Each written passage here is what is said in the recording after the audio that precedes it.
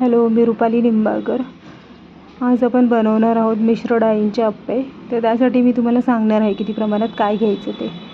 तर सगळ्यात आधी आपण घेणार आहोत मुगाची सालीची डाळ, हरभऱ्याची डाळ, कुरमुरे आणि ह्या सगळ्या डाळी आपण भिजत घालणार आहोत. 4 ते 5 तास भिजवलं तरी चालतात. डाळी भिजून झाल्यानंतर मग आपण त्या सगळं वाटून घेणार आहोत एकत्रच त्याचं मिश्रण. मी असं वाटून घेतलेलं आहे. आणि त्यानंतर आपण त्यामध्ये टाकणार आहोत आलं, लसूण, मिरची वाटून आणि थोडंसं बेकिंग पावडर, थोडंसं बेकिंग सोडा, ओवा, थोडासा हिंग आणि दही ऑप्शनल आहे. तुम्हाला हवं असेल तर तुम्ही घालू शकता, नसेल आवडत तर नाही घातलं तरी चालेल.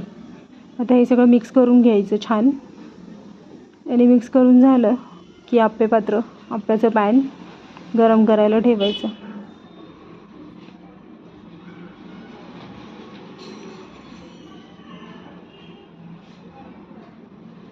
आता आपण ठेवणार आहोत आप्पे पात्र गॅसवर. गॅस चालू केला मी. आता त्यामध्ये थोडंसं तेल टाकून घेऊया, त्यामुळे आप्पे चिकटणार नाहीत खालून. आणि आता आपण बॅटर करून घेतलं आहे जे आप्याचं, ते सेंटरला म्हणजे मध्ये आधी टाकणार नाही, साईडला टाकणार. मध्ये आधी टाकलं तर सगळे आप्पे करपून जातील, तर मग आधी साईडला आपण टाकणार आहोत.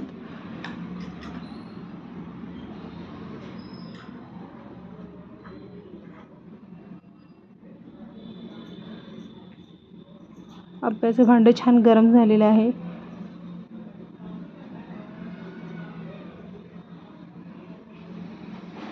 अशा प्रकारे सगळे आप्यामध्ये बॅटर टाकून झाल्यानंतर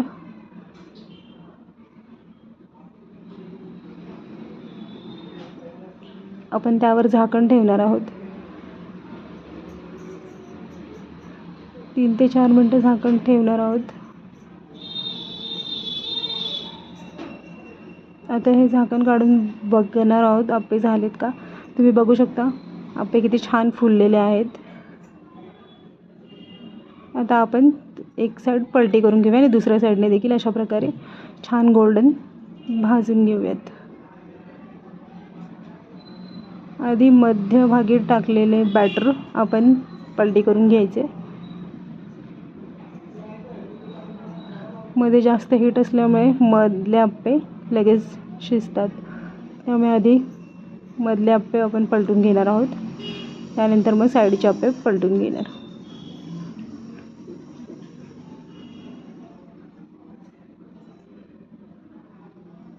तुम्ही पण ही रेसिपी करून बघा, तुम्हाला कशी वाटते. कुरमुरे टाकणं पण ह्यात ऑप्शनल आहे. माझ्याकडे होते म्हणून मी टाकले. त्या जागी तुम्ही तांदूळ वापरले तरी चालेल. आता दुसऱ्या बाजूला पलटून झाल्यानंतर आपण इथे तेल टाकणार आहोत, म्हणजे चिकटणार नाहीत आपले आप्पे.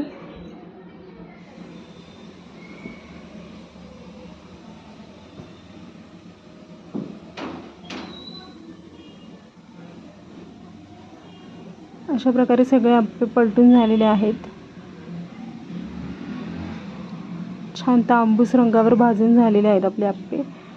आता इथे पण आपण थोडं थोडं तेल टाकून घेणार आहोत.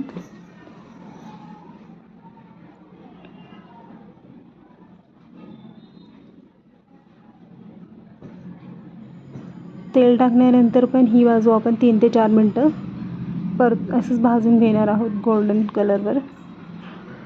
आप्पे छान क्रिस्पी होतात आणि आतून मऊ. चवीला पण खूप छान लागतात.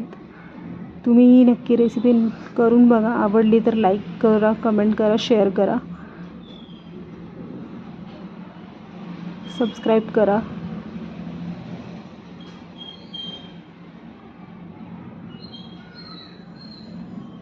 आपण पुन्हा भेटूया पुढच्या नवीन रेसिपीमध्ये.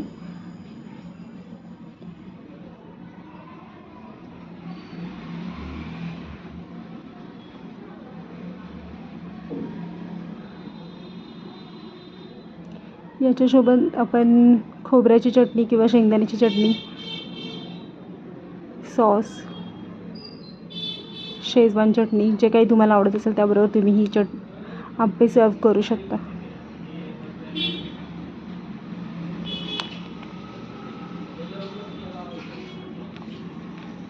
रेसिपी कशी वाटली कमेंट करून नक्की सांगा. तुम्ही देखील ही रेसिपी करून बघा, कशी होते ते मलाही कळवा. धन्यवाद.